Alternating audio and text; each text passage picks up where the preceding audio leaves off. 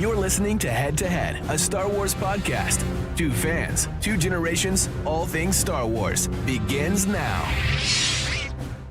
All right, well, hello, everybody. I'm Eric Mansell. I'm Daryl Sanders. And we're your hosts for this show.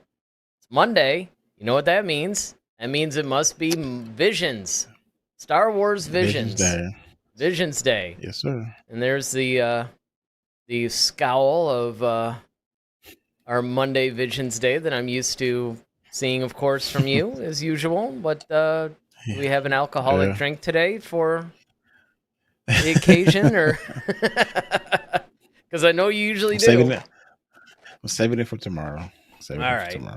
I see. Well, yeah, that's a good point, too, actually. We are on the eve of the 4th of July, which, of course, is Independence Day here in the good old USA. And so, of course, everybody is gearing up for their celebrations tomorrow. So hopefully you guys are able to join us live and, you know, just kind of ease into your Independence Day celebrations. And then, of course, Monday Visions Day wouldn't be complete without Ronaldo. He says, hey, guys, so did you hate this? I love it, Ronaldo. You're just trying to get right into the point. So let me get right to the point, actually.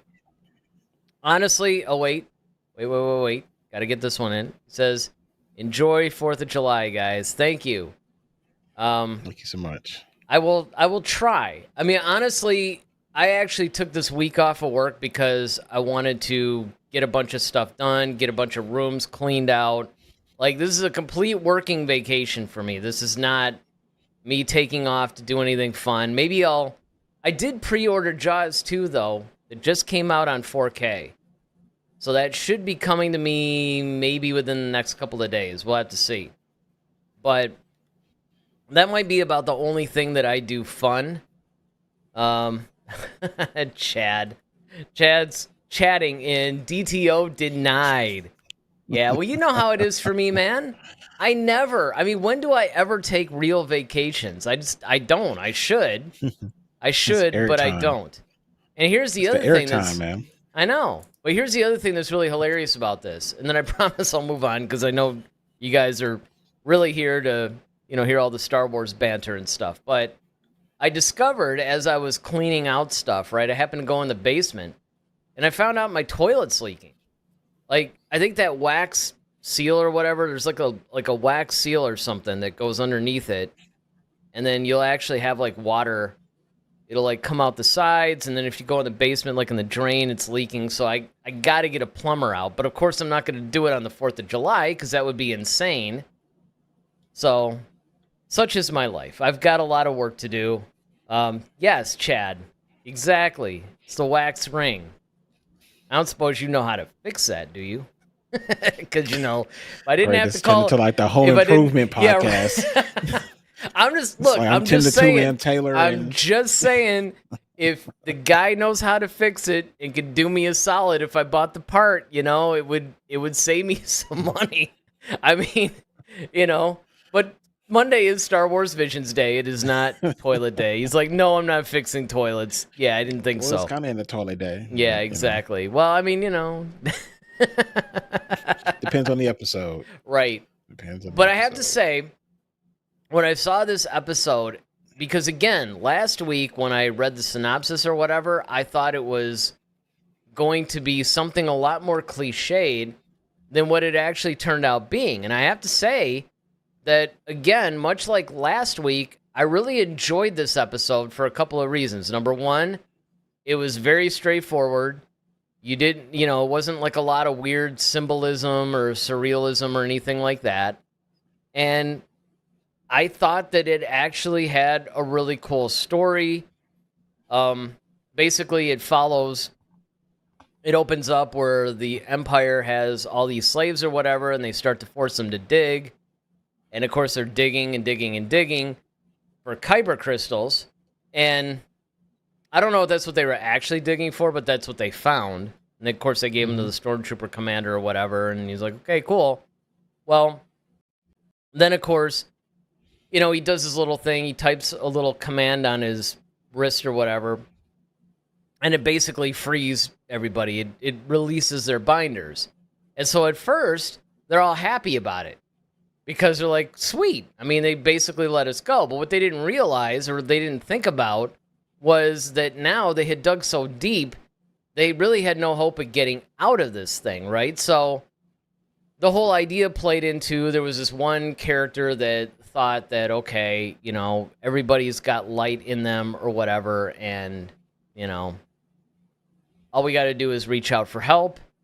And that's what they ended up doing. They ended up reaching out for help to the main city that was there, which essentially reminded me of Emerald City from The Wizard of Oz in a way. It was kind of like the Star Wars version of that. And, you know, obviously they kept chanting that whole, what do they keep saying? Something like, follow the light. Follow the light. Yeah, that was it. And then eventually the townspeople came out and freedom and everything else. So, I mean, it was not at all what I expected to be. And of course, look, it goes without saying that the animation was incredible and it was cool, but I was actually pleasantly surprised by the story because I thought it was going to be another one of these, you know, they're a bunch of slaves and there was one person, and of course, you know, they highlighted the female because that's the era we're in right now, is that female heroes are all the rage, and she was going to rise up and everything else, and it actually didn't play out like that, and I was pleasantly surprised by it. So by the end of this, I have to say, I enjoyed it. I mean, is it my favorite thing ever? No, I think I actually enjoyed the last episode a little bit more than this one, but I was pleasantly surprised by it. So, all right, that's out of the way. Everybody really cares what you think about this, though. Because you're always the X factor in this. It's utter garbage. No, I'm just joking. No, it was a cool story. It was a cool story. Very, like you said, very straightforward. I guess, you know, I mean, in some parts it did move me, I would say, you know, from the sense of, it kind of reminded me of that, the scene from, what was it, Dark Knight Rises, you know, when they're all stuck in that pit and they got to climb out. Yeah, that's a good exactly thing. What it totally reminded me of. Yes, so, absolutely. Before you go any further, though, let me just get these couple of chats in real quick. And so Ronaldo says, for the first time, I'll say, this is the episode I enjoyed the least. Wow, that's surprising. Really? Over episode 1? All right. But it was pretty good and had a fun time. And then Peter Griffin rejoins us. Cheers, head to head. It's good to see that you're back with us. I mean, it's a lot more fun when there's actually a lot of people that are able to chat. So, you know, we do enjoy that. But yeah, I would agree, actually. I was thinking that there was a lot of influences of Dark Knight Rises in this whole thing. Just the overall feel of it, you know, just certain little aspects of it. I mean, I got those vibes too. So I don't think you're off at all on that. I felt the same it thing. had the Dark Knight. It had the Dark Knight kind of vibe to it, or the kind of overlay of that, and then it was something else to remember, because that whole like chanting thing, like the whole follow the light, and you know, the townspeople kind of come out and, you know, like all in one big thing. But I did think it was really, I mean, it's funny, but it wasn't funny. But how the stormtrooper kind of just like, yeah, we're free, and then, you know, they just all just turned the lights off on them and just dipped, like dipped out. I know. I was thinking the same I thing. At least let them get a ladder to climb out and go to the city or something. Like I know. Like, nope, well, right. But you know what? And again, I think that one of the things that this season of Visions has really done very well, and this is across all the episodes, I mean, regardless of what we rated them, right? Because, I mean, there's some that we really thought were amazing. There were some that we thought were okay. There was a couple that we thought, not really that great. But wherever you land on any of these episodes, one of the things that I think that they've done very well this season is showing that cruelty of the Empire. You know, showing that just real darkness there, and the brutality of the whole thing. I think that that's Yeah, something that they've excelled at doing. And this episode, of course, no exception. It's just like, all right, we basically got what we wanted out of you guys. I mean, at least they did release the binders, though, right? But they probably yeah, figured it's because you can't do you're anything. right. So, Exactly. You're not gonna, and then those weird little, you know, lizards or whatever that was popping out of the ground that creating little holes for Crux. I thought that was like that was okay, cool. Well, and that was kind again, of I mean, cool. and we've seen this kind of thing happen before. You know, we were referencing Dark Knight Rises, but actually, if you go back to The Dark Knight, the second movie in the Christopher Nolan Batman trilogy, this had a lot of shades of when Bruce Wayne was trapped in that like little prison and he had to climb up, that whole like wall thing. I mean, it was almost exactly the same kind of deal. And eventually, of course, he makes it. And that was the thing with Crux where he was determined to get out because he was the one. First of all, he ends up giving that girl. I forgot what the girl's name was. Did they ever mention that? Lily, Yeah, maybe that was it. That sounds right. Livy, Livy. Okay. or yeah, there's Livy, Or and then there's the other chick, Eureka. So there's two of them. the one that was kind of the scary spice looking one. The like kind of the main one. The one with the Afro post. Yeah. Yeah, that was Because he Livy. was the one that gave that kyber crystal to her and was just kind of like, the light Hmm. will always, I mean, whatever he basically said. But the thing that I thought was really cool about that was he was the one that was determined and saying, look, just like what you're seeing in this scene, actually.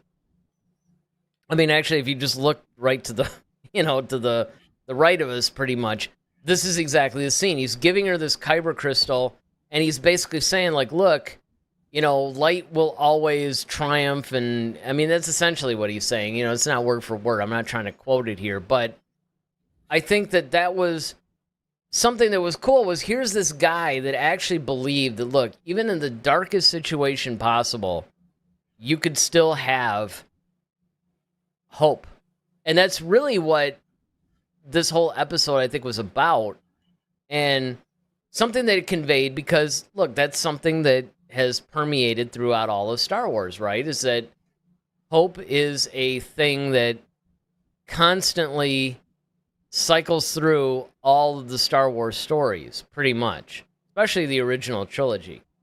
And so I think that it was cool that here's this one guy that's saying, no, that everything looks hopeless, but as long as we believe in the light and people will respond and everything else. If I could just get out of here, which he does, and he goes to the Hmm. city. And it was really interesting that when he first went to the city, everybody ignored him.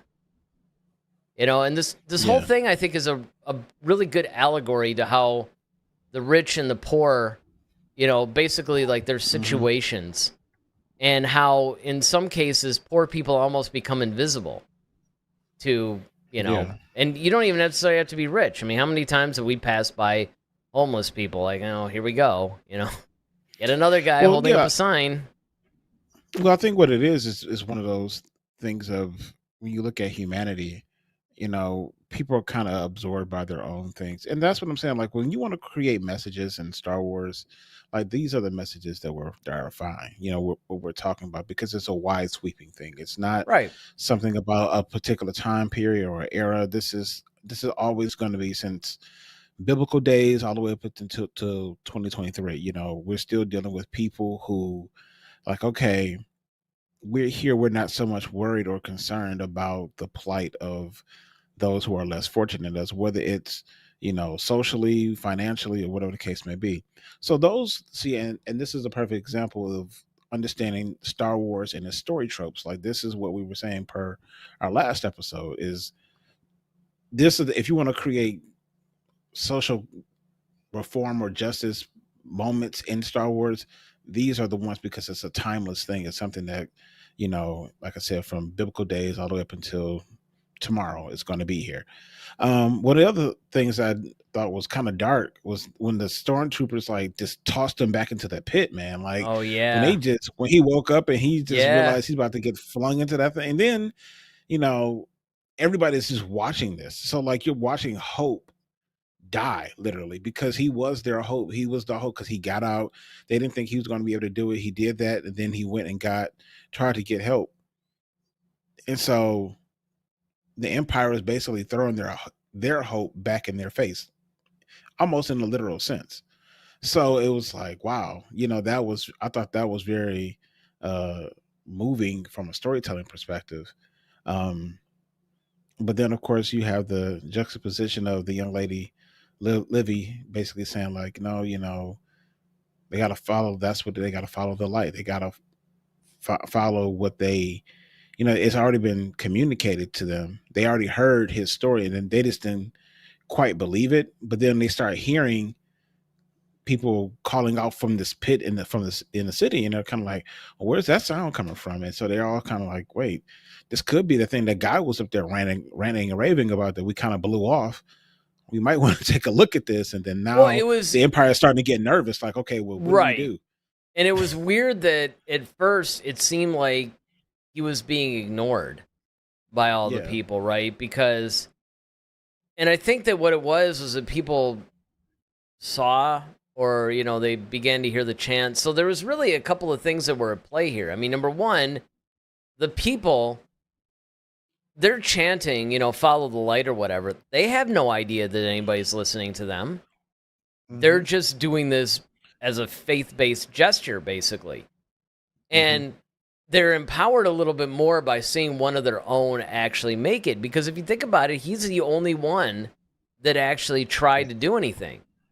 He's the one that said, no, I'm motivated by hope and by faith, and I'm going to try to do this. And then, of course, he gets like halfway up or something like that, and then all hope seems lost. And then one of those lizard creatures starts to actually make, and you could probably make the argument that the Force basically motivated that in some way.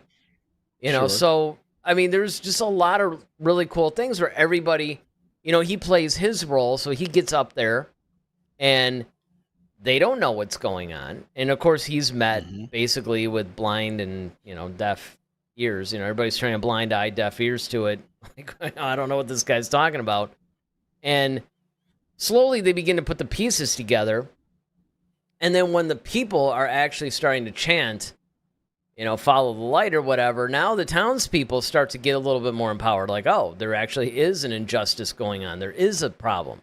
So I agree with you. I think that this is a way, if you want to, maybe tell a little bit. Again, it's when you get into the specificity of things, when you try to make things too current, on the nose, and modern, and exactly. You're telling something of a specific thing. If you keep it timeless, it's cool. Let me get to some of these things that Ronaldo's saying. First, I never thought the Dark Knight would be named in these reviews. Well, hey, be prepared, because actually we'll make a little bit of an announcement at the end of the show. He also says it's classic story. It moves from point A to point B, and the simpler the better. And that's basically what it comes down to. Look, if there was more storytelling like what we got in this episode, maybe episode 7, a couple of the other episodes that we talked about, because, I mean, if you really go back and look at these reviews, we have basically overall liked this season. There's really only 1 or 2 episodes that we were a little bit, I don't know about this.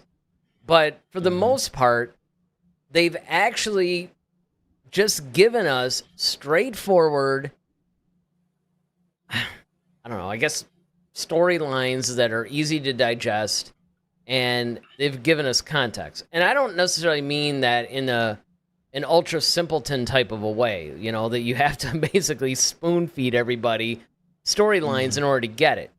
I mean, I'm all for surrealism. I'm all for symbolism. But the problem, particularly like in the first episode, even though I understood it and I kind of liked it, I think that when they do give you a little bit more context and they frame the story in such a way that you can focus more on the story and a little bit less on trying to get your bearings, that you do end up with something successful. And then, of course, Ronaldo wraps up by saying, I didn't expect him to die. It's a very brave thing to do in writing. There was actually a lot of really cool things that they did in this, by the way. Also, I should mention, too, that if you haven't liked this video, please like the video. Please subscribe to the channel if you enjoy this conversation. Because, again, this is the kind of thing that we do here. You know, we basically have a little community of people that chat in, and there's even more people that watch. So the more likes that we get, the algorithm likes it, puts us in front of more people, and allows us to grow. So your likes do make a difference. You can also support us monetarily, too, either through just like a little, a one-time donation or whatever, or you can do like these monthly packages. Just check out the description, and you'll see a link in there about how to do that. But, yeah, overall, I just think that this was a really concise, well-written script. Like I said, the city kind of gave me Emerald City vibes from The Wizard of Oz, right? It was almost like the opposite thing, and you felt the hopelessness of these people because essentially they dug their own grave. You would think that there would be a point in time where maybe they would go, this is getting a little bit high. Maybe we ought to think of, creating some sort of a way out or something, but they didn't. They just kept digging and digging and digging. Because they couldn't, because you had all the troopers around them. So well, that's true too. I'm sure if they had tried to do something, the troopers would have stopped them. But it was interesting how they showed the brutality of the troopers and the just complete apathy of the troopers. But when the troopers were then overwhelmed, because at first, look, they were threatening the audience, right, or the group. They were basically coming towards them, because they saw there was this injustice happening and they wanted to do something to correct that. And then, of course, the troopers are basically like, look, if you keep this up, we're going to open fire or whatever. But notice they never did. And that's because a lot of times what happens is when you get a small group of people that are controlling a large group of people, more often than not, once the large group of people realizes its own power, then the small group pretty much relents. They'll threaten, they'll do whatever, but, they basically were like, well, whatever, right? They just kept moving forward. It wasn't even like an attitude of, okay, if you might get a few of us, but you're never going to get all of us kind of thing. They were just kind of like, whatever, and they just kept moving forward. And then the troopers were just, sort of caught up in the crowd or whatever. Yeah. And then, of course, they sent transports down or whatever to get the people. And I thought that was it was just a nice story from an allegorical perspective, and then also just a straight up great little adventure. And it was a lot different from episode 7 in that way, right? Because episode 7 was a little bit more personal in the sense that you had, you had the one little Jedi Force-using girl and then her older brother that was kind of like Aladdin or whatever, and it was made by this Indian studio, and then you had this Jafar-like Sith Lord, and it was a little bit more of a microcosm. It was a little bit more personal, whereas this one was showing groups of people. You had the group of people that were trapped and who had hope and had faith and took enough action, and that action was rewarded. And then, of course, you had the townspeople who could have ignored their cries completely, but once they saw that there was an injustice happening, they said, you know what, we got to do something about it. And it wasn't just a few of them. They all went en masse and corrected the problem. So, I don't know, I thought that was pretty cool. Yeah, and to round it out, I thought that was at the very end of it all was really cool when you got the chance to see the kyber crystal kind of come to life. And yeah, what was that about? I was going to ask you about that. So when I guess when she was like holding it or whatever, right, it turned blue.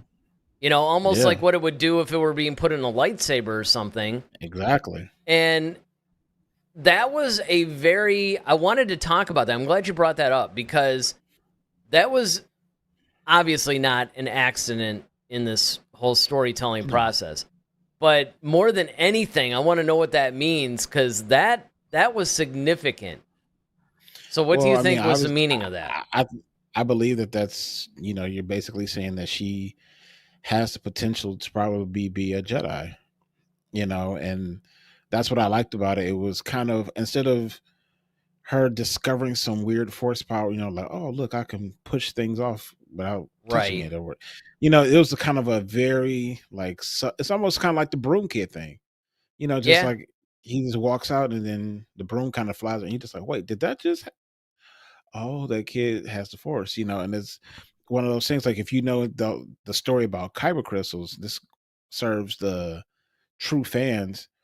The kyber crystals are the crystals that were used to, one, power the Death Star, both of them, and then the other thing, what they're most commonly used for, are lightsabers. That's what power gives a lightsaber its power, and it's also its color. And Mm-hmm. so that's part of their training is, a Jedi has to go find a kyber crystal, and it has to call to them so that they can actually bond with it. And when it bonds with them, that's when it decides what color it's going to be, whether it's going to be green, blue, purple, or if you have a whole lot of dark in you, then you're going to bleed it and it's going to turn crimson red. So that was a nice, once again, you said, a lot of allegory.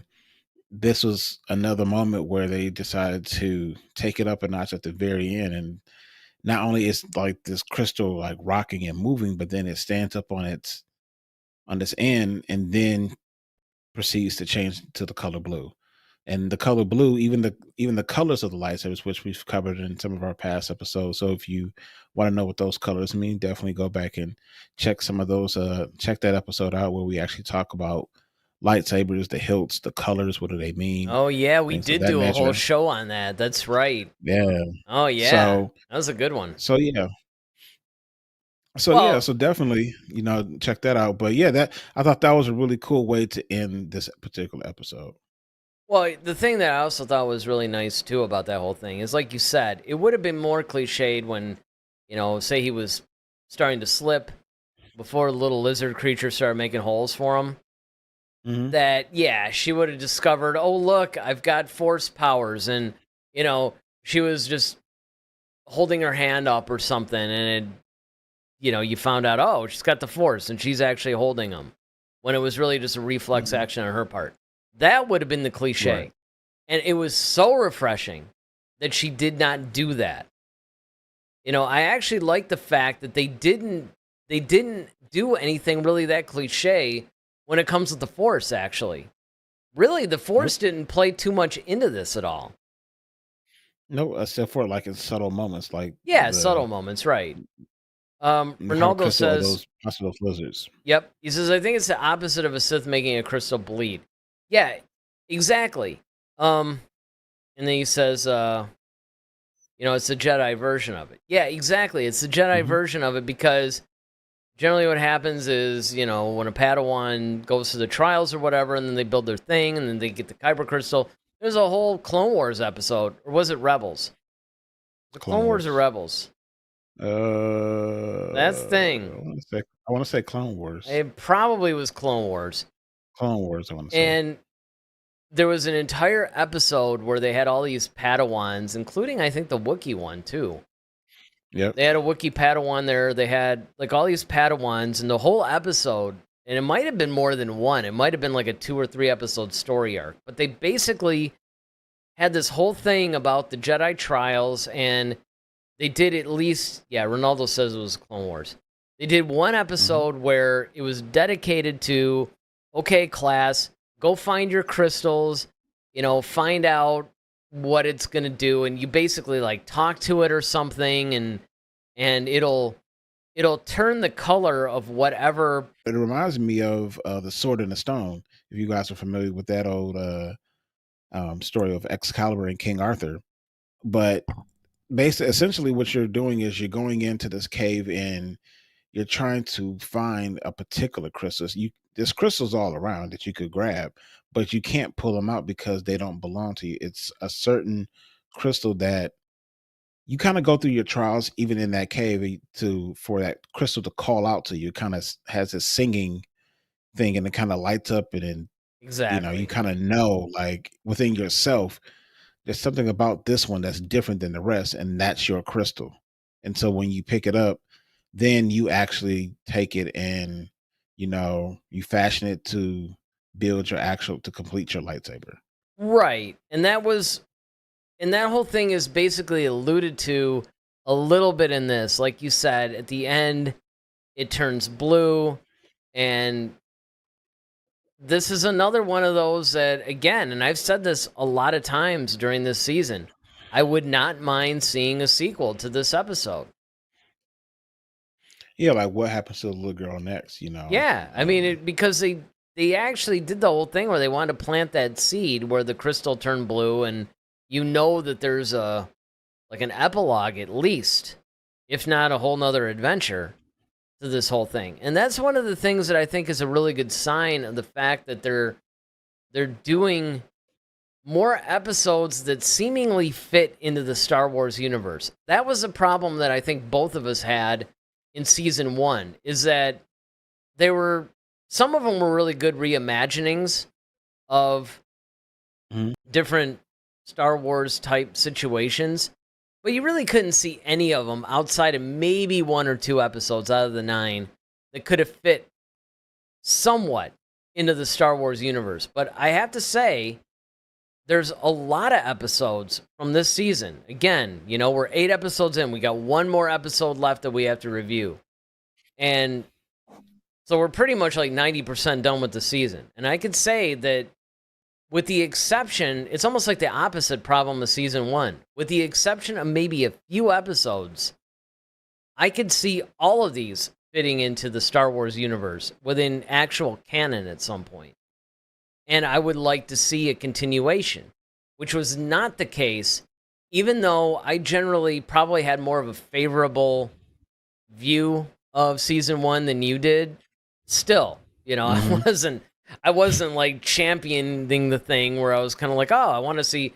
There was a couple, that I maybe wanted to see maybe a continuation or something. But I mean, for the most part, I'm like, all right, I'm good. This is cool, and I liked it for what it is, but I'm good.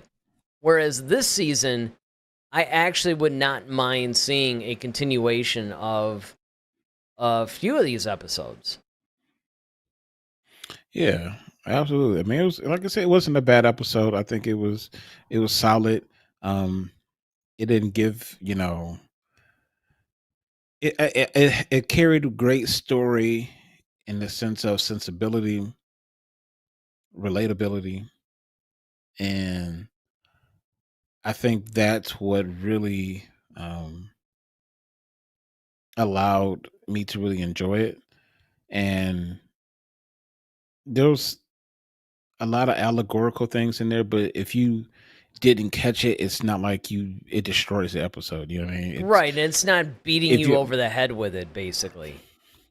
right. So I thought that was great. Mhm. One thing though, since we were kind of talking about the whole lightsaber thing and the colors, somebody was may have asked, but the color blue is representative of righteousness and bravery, mostly associated with what the Jedi stand for, and their user's strong spiritual alignment with the crystal. This color was used with Obi-Wan, Anakin, and Count Dooku before his fall to the dark side. All right, so that doesn't sound like something you had just off the top of your head, obviously. Nope.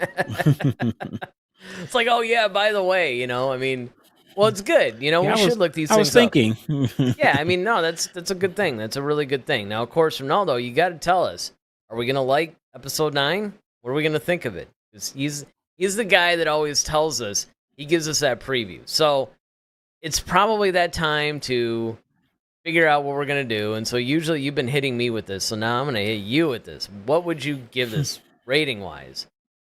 7. 7. All right. Yeah, you know what? I'm gonna hang with that. I mean, not to not to like cheapen out or anything like that, right? But Right. It was, because, again, I think there were actually better episodes of Visions this season than this one. But like you said, this was a good, solid performance, solid storyline. This is kind of like the workman-like thing, right? I mean, this is the type blue of collar episode. Yeah, this is like the penultimate kind of thing where it's like, okay, this is a good representation. It's a good medium. It wasn't, I wouldn't say it's outstanding, but it was really good. Okay, so now Ronaldo's giving us his report on the next one. He says, I think you'll enjoy episode 9. Maybe not love it, but you'll have a very fun time. Well, then, I'm really looking forward to it then. So, Ronaldo, you know what? I was about to ask him, and he already did it. So, Ronaldo gives this a 7.9. You got to do the point. You just can't. Why can't you just do the 1.1 percentile? All right. He says 7.9. We're just going to go with that. He says, very fun and a classic Star Wars story. And I would agree, actually. That is a good point.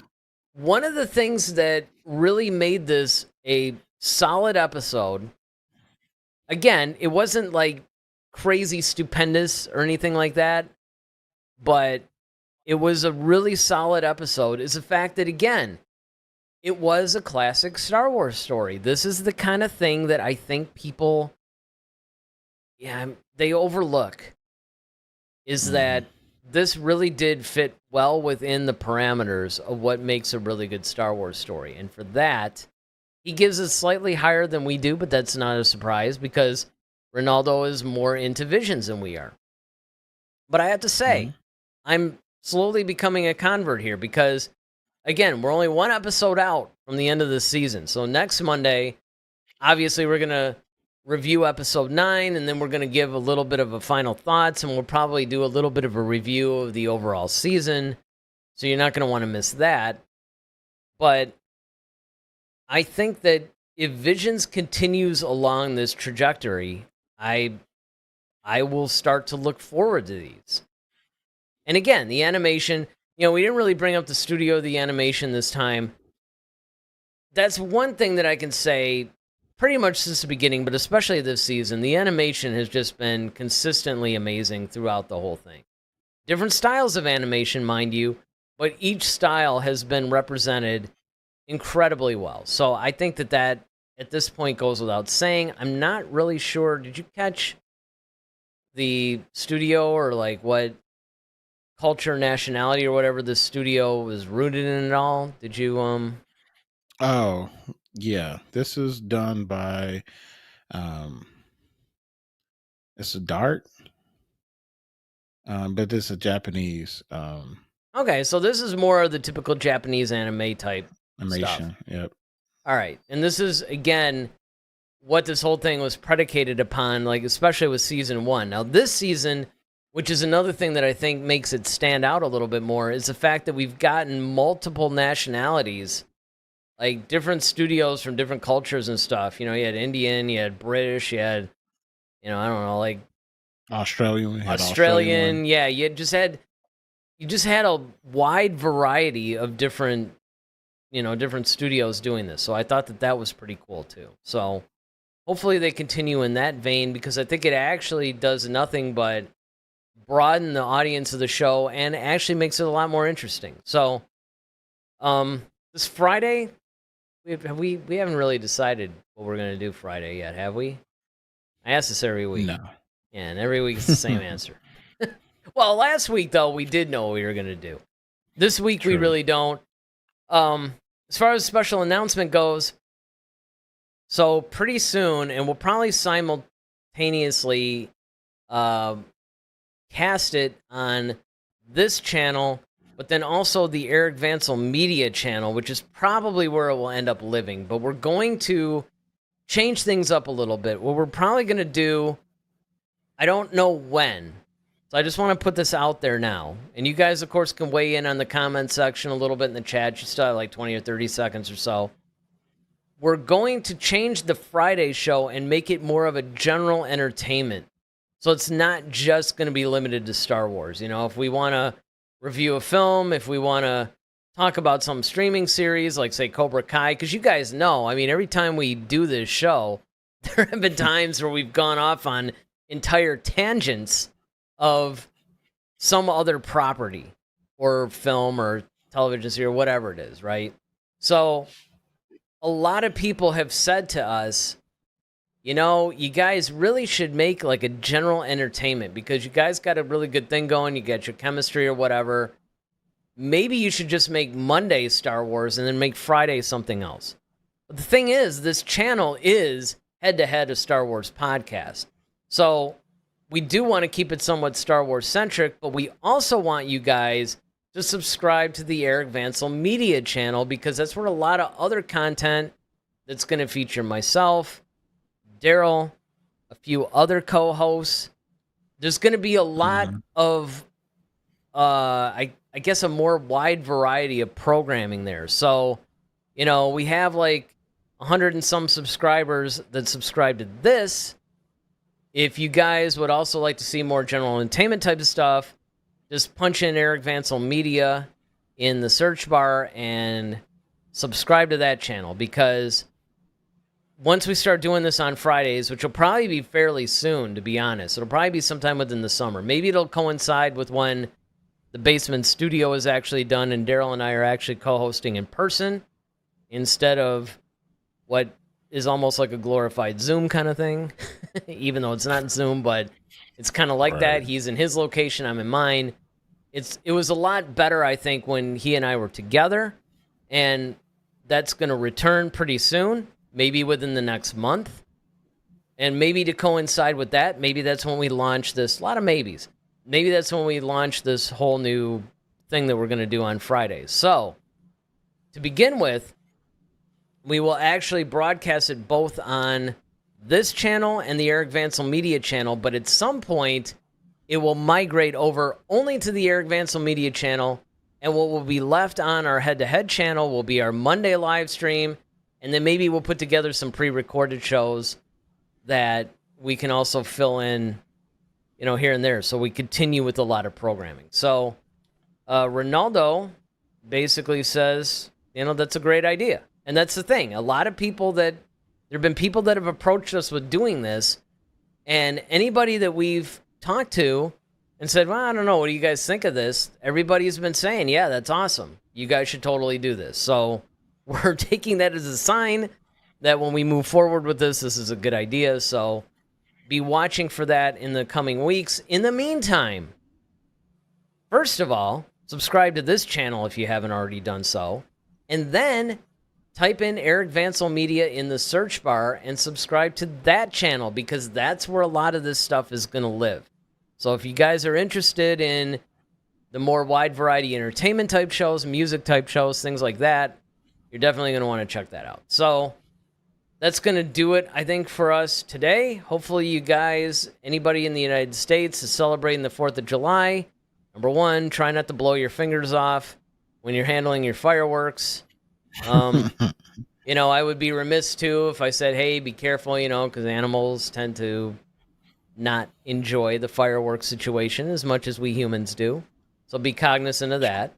Maybe let's obey our curfews. I mean, you know, not that I'm trying to be preachy or be on a soapbox or anything, but you know. Well, especially those who tend to go out boating or whatever. Please be safe. You know. Yeah, be safe. Fun, you know, and the other thing too is like, look, there's a lot of war veterans out there too. You know, you start like launching off fireworks, it's going to be PTSD, and you know, then there'll be those incidences. So you know, just keep it safe.